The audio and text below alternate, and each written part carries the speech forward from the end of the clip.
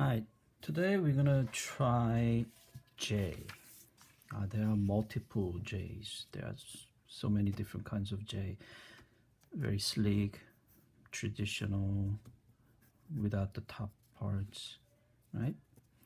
So probably we're gonna do this one, right? And then put it in maybe here. Doesn't matter which way, right? And we're gonna put this J, maybe we'll go this J here and then this J here. We'll see what happens. Okay, so how many we need? We need a 4 column this time and 3, but we're gonna use the same 5 box heights. Okay, so first thing, I try to save time. I did some here, so let's go create. So I need 4 columns. So 1, and now it becomes 2. And if I connect the center, instead of connecting from here to here, if I connect this one, then I can create the double much faster. That means I need to extend this line to meet together. So that's going to be the line that meets, right? And then I bring this line up. Okay. Oh, actually I used the wrong line. Excuse me. No wonder it's becoming wider. So my mistake. You should connect this line, right? Okay. And then you bring it up. Okay. So if you connect this one and another diagonal line, then that's the center here, center. So I have 1, 2, 3, 4 column. So your J will be here,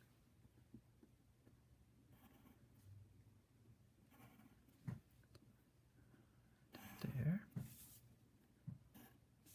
and then it's going to go down up to here, and then from there it's going to be curving it to the left side, right?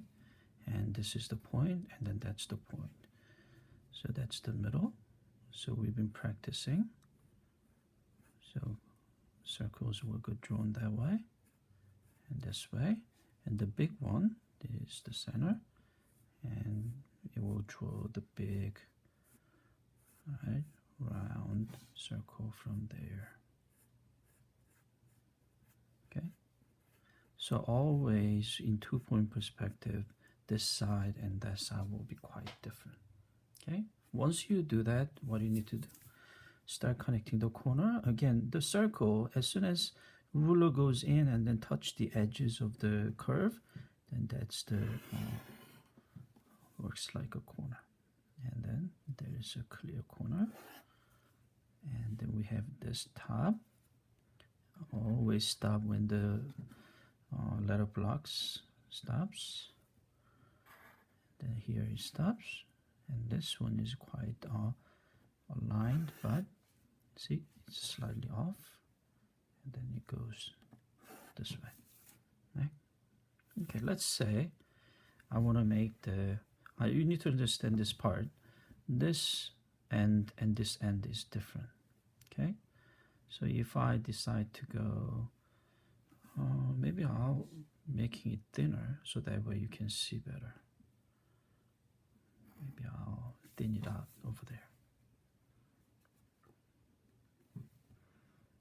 Like that. Then you will see that it goes down over there, right? So let's erase a little bit.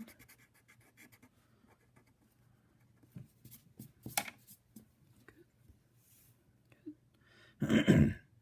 And then, so this one is coming out, right? So then what do?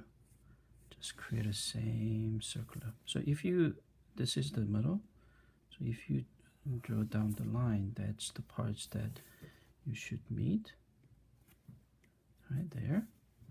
So the line should go about there and then coming in. Okay. All right, so there's your J.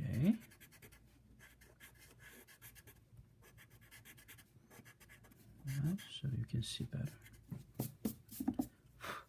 Right, and now next J, same. This time we only needed 3 columns, right? So we created lines to find the center. Right, so there's a center. I'm gonna connect that, and that's the middle, and then you connect that too. This time let's not make a mistake. Right, that's the center part, and then we just made a first column. So 1, 2, 3. Okay, so we're gonna bring the J. You can step the J here during the curve here, or bring it up to here. That's up to you. That's your preference. So I like this a little bit shorter one. So I'm going to create a J.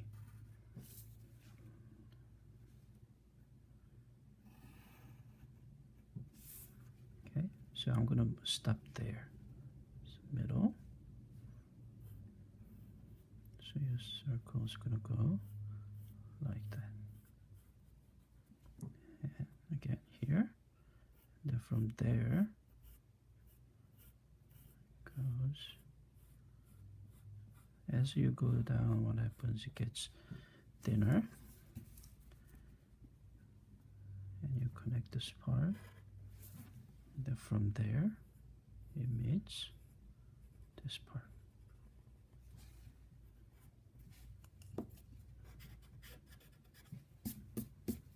Okay, there's your J. Now from this point we finish connecting